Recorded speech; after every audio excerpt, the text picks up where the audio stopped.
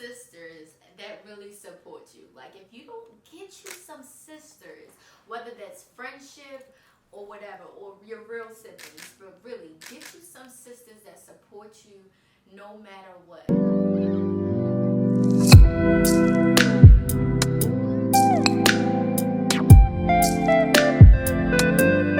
Hey guys, welcome back to my YouTube channel.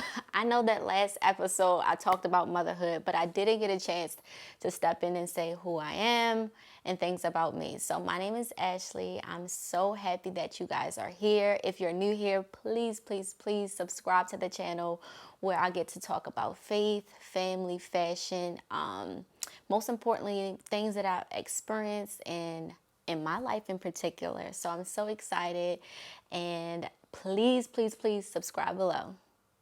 So I am the youngest of 5 siblings, and I love being the baby. I love my siblings so much, even when I don't like them. I still have so much love for them, especially my older sisters, who really are trailblazers in my family, because I feel like older siblings really take the hit. So I'm so thankful for them. My parents actually moved out to Florida. They moved from Baltimore, so I'm so happy for them to go to the Sunshine State and enjoy beautiful weather. So I'm from Baltimore, and a lot of people know me because I played basketball all of my life, really. And I have to give shout outs to my dad. He really started me at such a young age, where I was just learning how to play basketball in my backyard. Mainly, to be honest with you, was to hang around my brother more.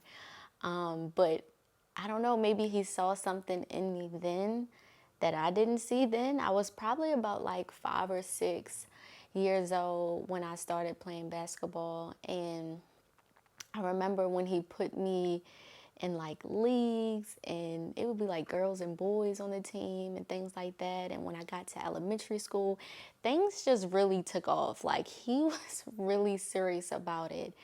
And then I got a chance to just watch female basketballs then, and I was so inspired and motivated. So it really became who I was and who I wanted to be. So I had huge dreams of playing in the WNBA, and every day since I was 5 years old, I worked I worked for that dream.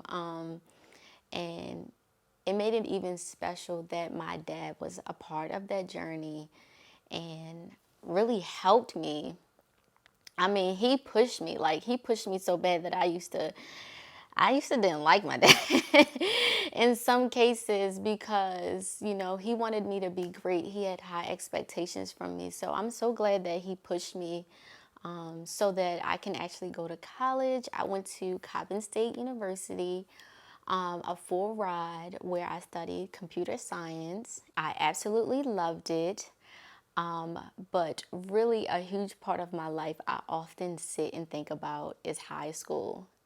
Shout out to Western. That is an all-girl high school in Baltimore, Maryland. And oh my goodness, the camaraderie, the sisterhood, the ladies that I've met were simply amazing. I tell my nieces all the time, like, y'all ain't have a high school experience like I did. Like, a time was had. Oh my God, like I had so much fun in high school.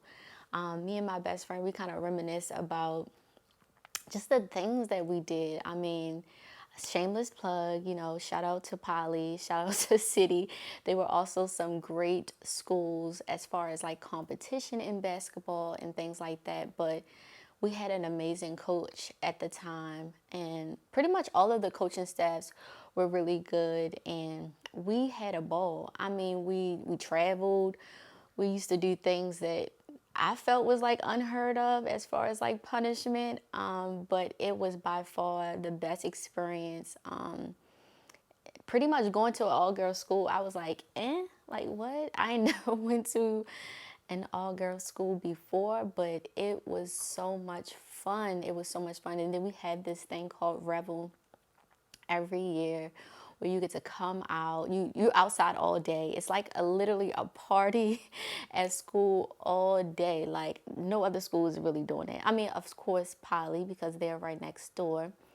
But no other schools was really, doing it. So I felt like, I don't know, high school was just so much fun, from the basketball games to going to other school basketball games, and just people just knowing you, and just, it was just amazing. Having your friends come to the games and support you, it was amazing, amazing. So yes, I just have to say that Weston was like one of the best experiences in my life. I'm so, so, so happy that I went there. But in college really helped define kind of who I am today. A lot of people don't know, like after basketball, I really had a hard time finding out who is Ashley. Who is Ashley without basketball? Who is Ashley without the lights, the cameras, the ball, the court? Like, who is this person? In the midst of that and having a kid, I really didn't focus on who I was. But college kind of helped prepare me for who I am today. One of my close friends, who was also a player on the basketball team at Coppin State University, was really the person who led me to Christ. Larissa was such a bubbly personality, and it took me a while because I'd be like, why is she so nice? I'm from Baltimore, and the girls is kind of stuck up and mean, and we kind of got a little hard exterior, but this Southern girl came to Baltimore, and I mean, she just lit up my life. So shout out to Larissa. But she actually led me to God. She brought me my very first Bible. And I remember we used to have Bible study in the dorms. And that is where I first had my encounter with who God was in my life, and I guess how he was going to use me.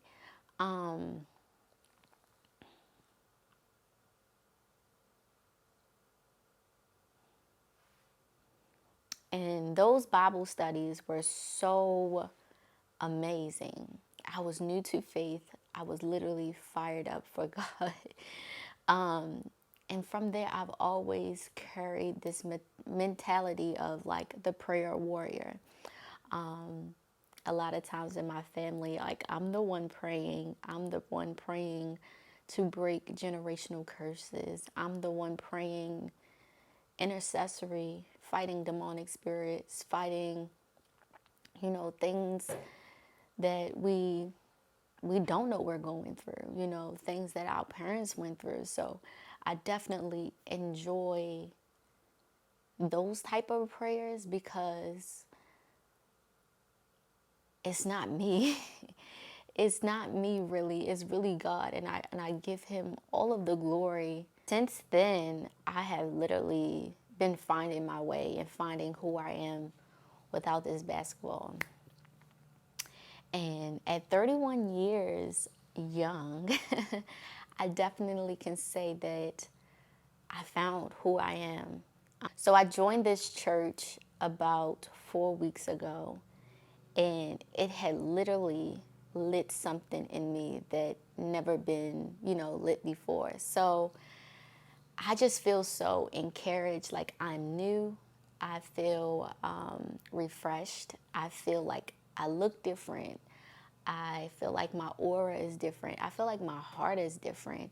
And I'm so glad that I found this church. I'm so glad that we're led to continue to go. I was telling my fiance, like, I feel like we found this church and we're ready to lead, we're ready to serve in a way that we've never served before, where we're engaged in who they are outside of the church, where they're engaged in who we are outside of the church. So I'm so grateful that we actually, found this church, and man, I cannot wait to see, what a year from now looks like to us, because of God's grace, because of God's mercy. So I'm so thankful for that. And that is part of who I am. Like, I'm led by God. Like, doing this right now is very new to my territory because I'm a very shy person outside of basketball.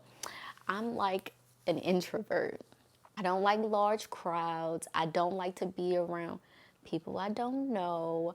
I like the solitude of just being alone. And I've noticed that that is not always good. And now that I kind of look up, I'm like, wait, where is everybody? Where is everybody? So now God is pushing me to uncomfortability. I recently joined a group, and it's for goals, and it's just a beautiful sisterhood. And I remember the other day I was journaling and I was looking in my journal, I'm sorry, and I saw it says build a community or join a community. And I just thought, God, you are really doing what you had to do in my life, because I went to this group. Mind you, I'm nervous. I don't like to be around people I don't know. Like, I don't know how their energy. I have discernment, okay? If the vibes is off, I'm out of here. And it was one of the best experiences that I had in my life. Like, the girls were amazing. They were so nice. They were so welcoming. And we were talking about our goals. We were talking about how we self-sabotage our goals. It was such a safe space. And I'm so glad that, now I'm in this state of uncomfortability where God is really moving in my life, and He's putting me in the right place at the right time where I can continue to build and grow my relationship with Him, and also build and grow relationship with people who also desire, and are fired up for God. So I'm so happy that I'm able to do that. I'm so happy that I'm living in a fearless moment where I'm not afraid. I'm literally not afraid. Like, God is literally on my side all the time. And I have to do this now because I have to show my son that it's okay to fail. It's okay to start over. It's okay to do something that you're afraid of. It's okay if people are looking at you weird. It is okay. So I'm so thankful that I'm growing into who the person that I envisioned. And I'm constantly working every day, asking God to be renewed, to get strength. I'm really cultivating a new life. I am really standing on what I'm saying, what I'm putting out there. I'm making sure I'm backing it up, because faith without works is dead. So it's up for me to do the natural and for God to take care of the supernatural. So I'm so excited for this journey. This is so new for me, but I'm in the season of doing things that I'm afraid of. So I'm so glad you guys are here with me. I'm so excited for the journey. And of course, I have to leave you guys with something. Romans 12:2. Don't copy the behavior and customs of this world, but let God transform you into a new person by changing the way you think. Then you will learn to know God's will for you, which is so good and pleasing and perfect. Be blessed, family. Guys, don't forget to like, comment, and subscribe. Hit that bell so you'll get notifications when I drop a new video. We're doing weekly videos, so stay tuned.